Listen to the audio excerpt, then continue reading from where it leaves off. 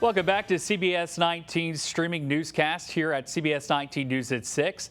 The state of Texas is ramping up its fight against the new world screwworm.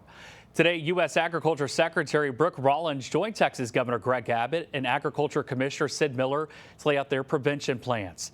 The federal government is also putting $850 million towards new tech and traps for screwworms.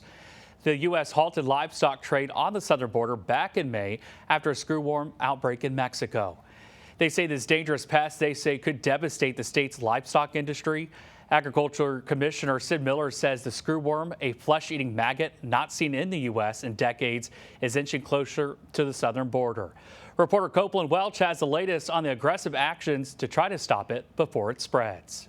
The screwworm, it's like something out of a horror movie.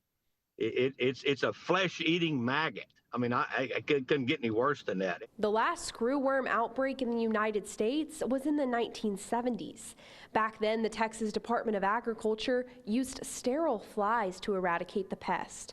Now, even though that fly hasn't migrated across the southern border yet, Sid Miller says it's already too close for comfort. Got, several avenues that we're working on, not just depending on the sterile fly.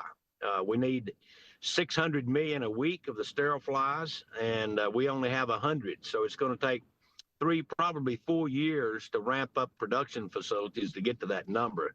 We can't wait 4 years. I mean, we have to stop this now while we've got it bottled up in a small geographical area, at least small compared to the southern United States.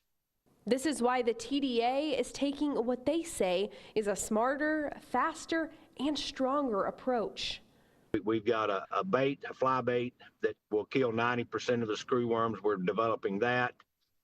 We're working with another company that's developing an inoculation, kind of a vaccine that changes, puts extra protein in the blood. So if the larvae, are laid in the blood and they get in that, start eating, well, it kills them. So those two, we've got a product called ivermectin. A lot of people know that from COVID.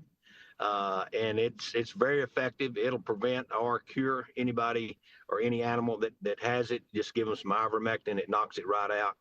Miller says these tools the TDA will use to fight screwworm aren't ready to be deployed yet, but it's a top priority because the fly could wreak havoc on the livestock industry. I've seen some estimates like from AgriLife that it could cause up to $20 billion just in the cattle industry, and $30 billion, annually across all livestock species. So $30 billion would be a pretty good hit to agriculture when we're already struggling.